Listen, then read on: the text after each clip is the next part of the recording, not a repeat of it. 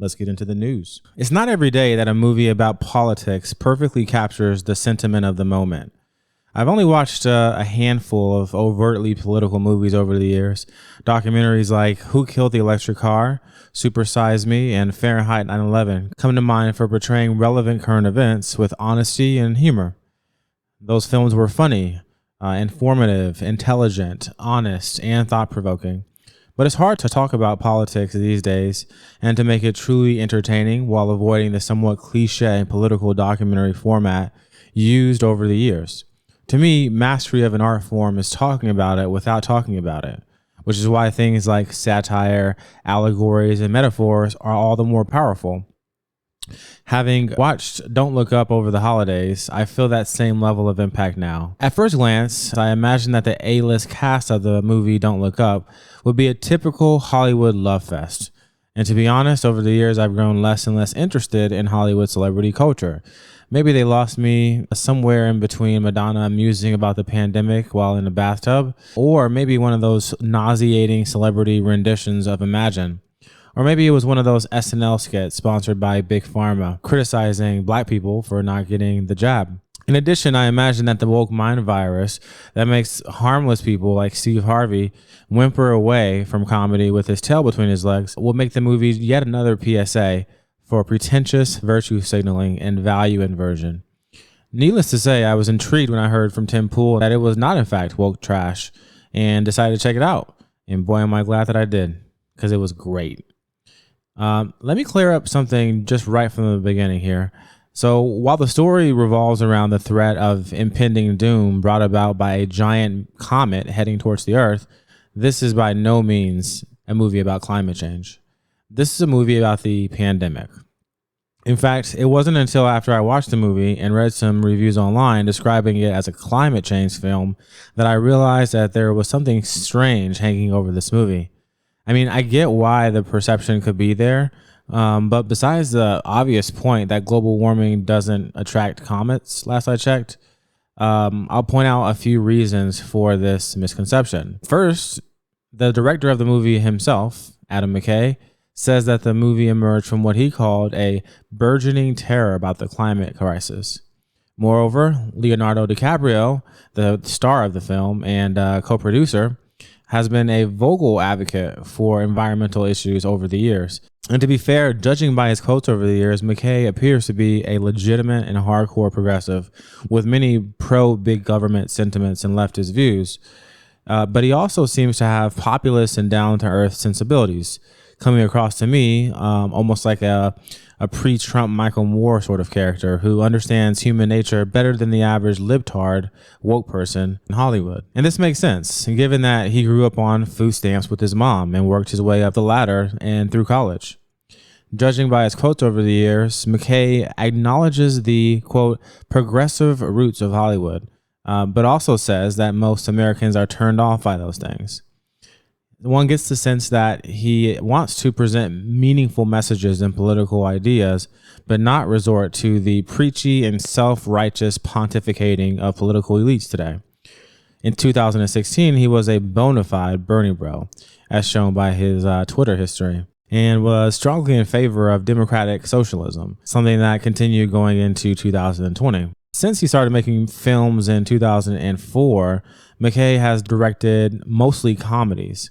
And while some of his content contained light political information, McKay started venturing more overtly into political films in December of 2018 with the release of his film Vice, which portrays former Vice President Dick Cheney as a sort of political supervillain. Notice, however, that he made the movie about Dick Cheney almost a decade after he left office, and not about, say, Donald Trump. Again, my sense is that he's definitely a lefty who cares about climate change, but at the same time, he's not a mentally broken Trump derangement syndrome lefty screaming and ringing at the infinite void. Somehow, I don't think he's ever cried about mean tweets, and that is refreshing to see in Hollywood these days, coming from a guy who specializes in telling stories. So look, whether he ultimately wanted to make the movie about climate change or not, and in my opinion, if he did, he kind of failed. Or maybe if someone on his team just decided to embed the pandemic experience into this film as a sort of hidden message, all of that remains to be seen. But either way, I think the film stands out as a brilliant bait, if you would, because it appeals to both sides of the aisle. If McKay had said this was a movie about coup from the beginning, I imagine many of the Hollywood stars and elites in the film would have had second thoughts about working on it. This film is as much about climate change as Southwest pilots not showing up to work was about calling in sick, or the now blocked vaccine mandates were about protecting your health, or YouTube removing the dislike button was about stopping online bullying. Like any complex and sensitive topic, the truth is wrapped in a blanket of normality in order to be accepted by the masses. This double entendre might explain why a lot of lefties and critics feel conflicted about the film. At first watch, it's clearly about the government's response to the coup, and that irritates lefties who were hoping to channel their inner Greta Thunberg, while Leonardo DiCaprio sits seaside sipping a martini on his private yacht. This tension may help to understand why the reviews for the movie are very mixed, with audiences viewing it pretty favorably, but critics viewing it fairly negatively. I would be remiss not to mention that Adam McKay is working on a new film right now called J6 about the January 6th incident at the Capitol. He's teaming up with a director and writer named Billy Ray for that. So it doesn't look like it's his brainchild or his baby, but he is the co-producer on it. So we'll see what that's about. So with all that said, here are 5 ways that Don't Look Up is not about climate change. Number 1, media is the opium of the masses. And that's a reference to Karl Marx, who said that religion is the opium of the masses. So let's start with the scene. So Don't Look Up takes place in a modern day planet Earth, where the media exists almost exclusively for entertainment and propaganda. A recurring theme throughout the movie is that the lead characters, scientist Dr. Mindy and Kate DiBiase, make media appearances constantly warning the public about the fact that a comet is headed towards the Earth. However, time and time again, their cries of concern are drowned out in a chorus of comic banter by news and media outlets, along with flippant dismissal and outright mockery. Moreover, despite their best attempts, the scientists are unable to generate enough clicks to make traction. Outdone by celebrity news and gossip, Kate DiBiase's boyfriend is the perfect picture of media uselessness, as he writes vapid tabloid headlines about guys as junk for a living. And when his girlfriend is smeared in the public eye due to her comic concerns, he goes and writes a hit piece about her, generating clicks and giggles, but also demonstrating the ineptitude of media personalities to do real journalism. When the media isn't busy numbing you to the painful realities of human existence, it's busy pumping corporate and big government propaganda into your life for the purposes of power and control. One of the most chilling scenes of the movie is when Dr. Mindy, representing the U.S. government in its effort to get the public to accept the benefits of the comet heading towards Earth, does a segment with PBN kids, telling them to accept the jobs and homes that the comet will provide. Dr. Mindy is then conflicted and tries to go against the message, but once again, it falls on deaf ears. I'm reminded of Big Bird from Sesame Street. He got in trouble with conservatives for pushing the vax on little kids. And now, to be fair, this scene was almost certainly added well after the movie, was greenlighted and mostly created. But maybe this is like the Babylon Bee effect, where memes and satire have a way of actually predicting future realities, right? So oddly enough, Sesame Street has long aired on PBS, a government-sponsored and publicly funded institution, which is eerily similar to PBN. Moving on to movies, perhaps the most material impact of the scientists making TV appearances around the country was that Hollywood decided to write a movie about it based on their story called Total Devastation, a movie about a meteor hitting the planet. Part of the comedic tragedy of this development is that there comes a point in the movie where multiple geopolitical stakeholders are making their best efforts to stop the meteor. And naturally, one would have thought $300 million invested in a movie could have been used to maybe shoot missiles at the comet or something like that, or maybe to, as part of a larger fund to really fund the anti-comet effort. But no, true to form, the media normalizes the disaster and makes it into both a form of entertainment and a way to generate some extra cash. The movie's final commentary on the media was best expressed through the surprisingly good musical rendition of Ariana Grande, who's in the movie, along with rapper Kid Cudi, who talked about balking the establishment and turning off the quote shitbox news. Connection number 2, hints of an American Civil War. Without laying it on too thick, Don't Look Up drops many hints of a society that's deeply divided along political lines.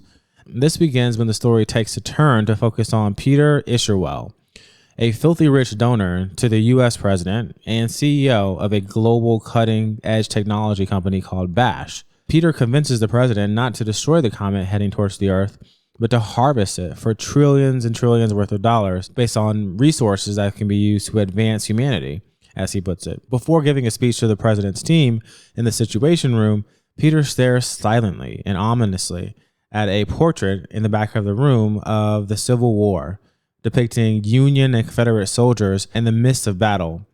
When he turns his head to give the speech, the portrait rests in the backdrop. From that point on, the story drips with the theme of Civil War.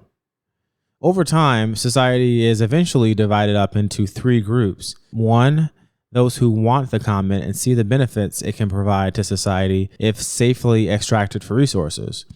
2, those who don't want the comet and fear that it will destroy humanity. And then 3, those who don't think there's a comet in the first place. They're comet deniers. It's implied that deep divisions exist between these groups. This division comes across most strikingly when the scientist Kate Dibiasky goes home one day to visit her parents after becoming media famous. And her parents refuse to even let her in the home on account of her being in the sort of comet fearing camp, that camp number 2 that I mentioned. Her mother says clearly that your father and I are for the jobs that the comet will provide. Incredibly, they even claim that they don't want to bring any politics in the house by allowing her in, while rejecting their own daughter for fearing the comet. This one hit home for me personally as a person who gradually came to support Trump and voted for him in the 2020 election, to the ire of many friends, associates, and even family members. Voting preferences aside, there are many during the pandemic who stopped seeing friends and family even during the holidays, not just for safety reasons around vaccination status, but even due to their position about mandatory jabs. Rather than live and let live, some have accepted Big Pharma as the cult leaders in some sort of utopia where safety is omnipresent and the idea of risk and reward is no longer a calculation one needs to bear. Again, this is just another area where the movie doesn't ring of climate change to me, as unless I've lived under a rock, I've never heard of parents disowning their children over whether or not they think the temperature of the planet is changing due to human activity. Most people I know are reduce, reuse, recycle people who seek to do their part for the environment by making small compromises where they can. But if friends or family choose not to recycle, it's never been a relationship breaker. In my experience, this has definitely not been the case when it comes to politics or views on the pandemic. Again, I just don't see a scenario where families are disowning one another about whether or not they think climate change exists and whether or not it's a man-made event. So, outcast from her own family, towards the end of the movie, Kate Dibiasky decides to have a family dinner with Dr. Mindy's family. And as they are walking up, we see an American flag hanging in front of his house, along with what looks like a variation of the pride flag hanging in front of the house next door in the same camera shot.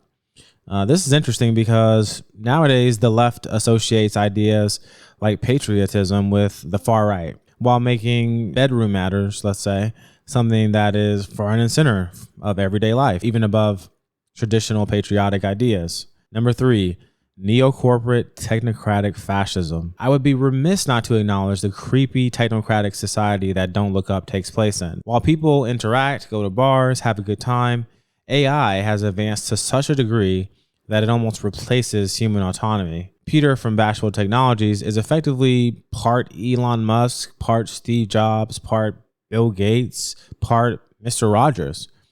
And I'm pretty sure it's implied that he's a predator of sorts as well. So going to add some Jared Fogle / CNN producer energy to that mix. Anyway, in this society, Bash's life is pitched as life without the hassle of living. And phones are able to automatically make purchases for you based on monitoring your biochemistry and information consumption. So to use an analogy, Tim Pool likes to say that Facebook knows when you go to poop. Well, take that further. Bash not only knows when you go to poop, but when you will poop next and what food you will order to make that happen, and then actually orders that for you.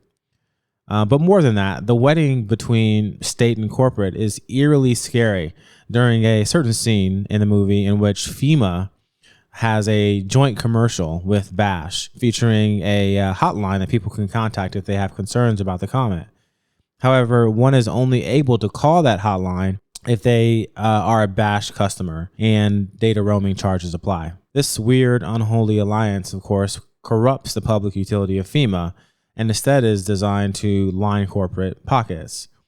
This story sort of reminds me of Pfizer, the world's most popular vaccine producer with lucrative and secretive contracts with governments from around the world. Recently, Pfizer acquired Arena Pharmaceuticals, a company with 2 cardiovascular assets in its pipeline, one meant to treat heart failure and the other meant to treat microvascular obstruction, which to me sounds a lot like blood clots. Now I wonder where I've heard something about that in the news. Something that can lead to heart issues and blood clots. It rings a bell, but for the life of me, I just can't remember. But stepping back a bit, I mean, how interesting is it that, you can kind of, cause the fire and then get paid to put it out all at the same time? You are sort of both parties. Also, I found it interesting that the FDA wanted to take like 55 years to provide the data that they used to license Pfizer's COV vaccine. Personally, I think companies like Pfizer are even more powerful than companies like Google, Facebook, and Amazon, because while politicians at least give lip service to the influence of big tech, the real power brokers operating in the most insidious and invasive ways go unpunished. One update on this story, it looks like Pfizer basically volunteered to intervene to help the FDA respond to a judge's order that the FDA release 55,000 pages per month worth of documentation, basically describing how they reviewed and approved the COV vaccine from Pfizer. So kind of interesting that Pfizer would kind of jump to the aid of the FDA and basically volunteer to do the redaction itself and help them release the documents so they can scrub as much as they can from it. It's almost as if they have vested interest together, right? Number 4, mass censorship. I mentioned before the many media appearances of the scientists and how occasionally they would go on TV and just shout about the reality of the comet coming to Earth, which would always pretty much fall on deaf ears. But there's one line that really captures the height of that tension, and that's when Leo DiCaprio says the following: "We need to be able to say things and hear things. They're firing scientists like me for speaking out and opposing them."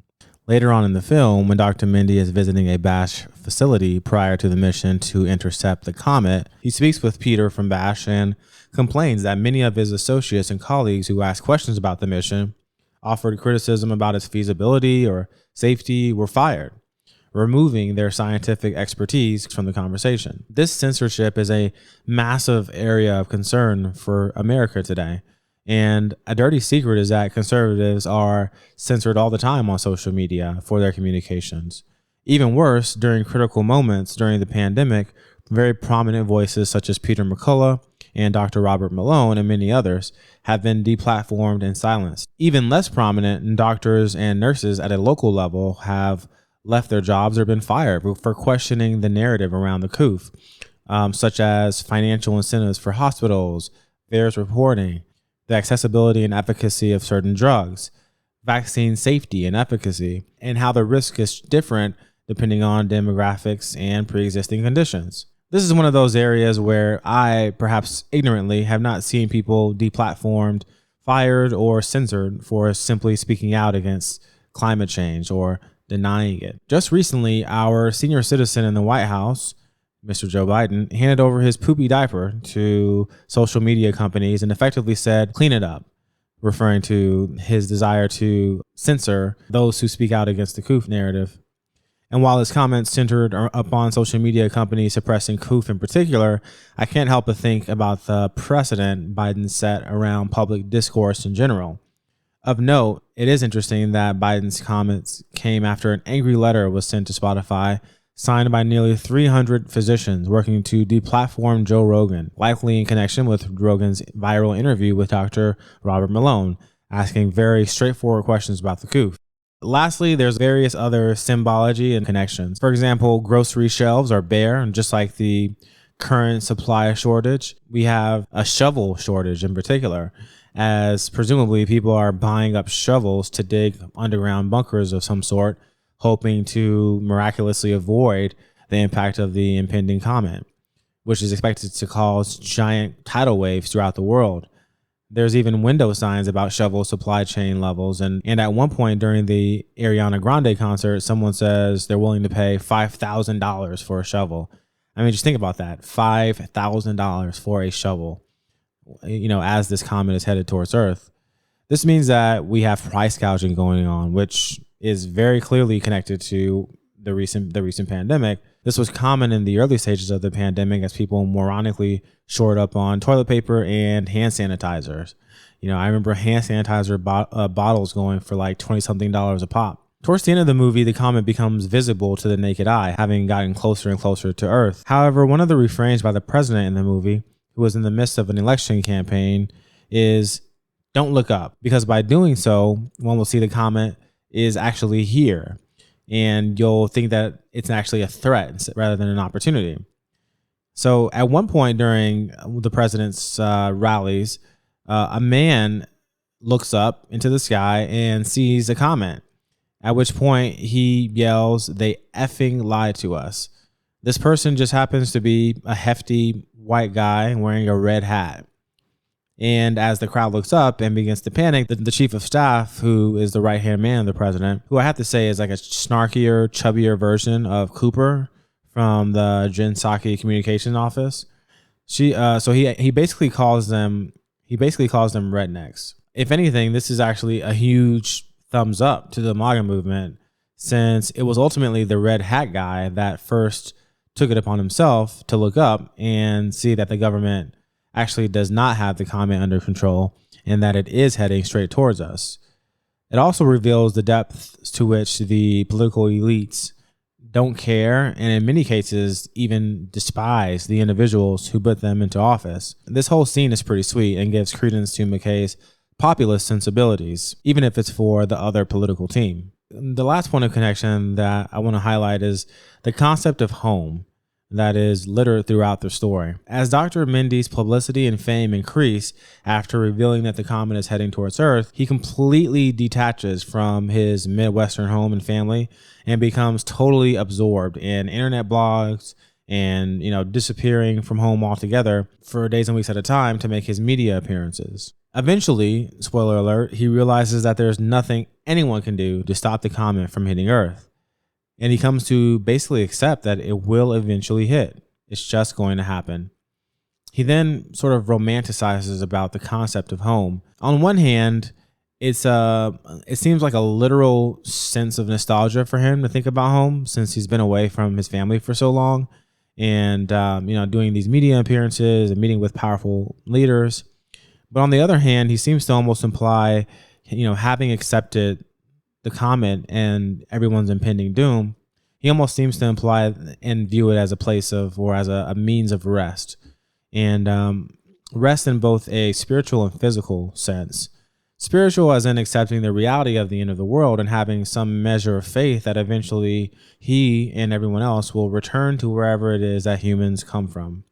And physical in the sense that, well, literally his time on earth has come to an end. All of this symbolism for home and rest culminates into a deep desire for him to finally spend time with his family for a final family dinner, where he reminisces of how he had everything he could ever need all along. Joining him at the dinner is his fellow scientist, Kate DiBiase, and her new boo thing, who also shares a complicated and deeply personal relationship with God. The backstory with him being that his parents raised him to be religious, but he kind of went and did his own thing over time. For the final moments of the movie to make such a strong appeal to the need for humans to return to their roots of family, faith, and tradition seems to appeal more to conservative values than to liberal ones today, as conservatives are much more likely to value these things in comparison. Ultimately, though, the movie makes an appeal to everyone, whether you care about climate change or the pandemic, reminding us that life is not all about politics and pushing us to anchor ourselves in more reliable and time-tested institutions. Thanks for listening to today's rundown. If you liked what you heard, please comment, like, and subscribe, and I'll catch you next time.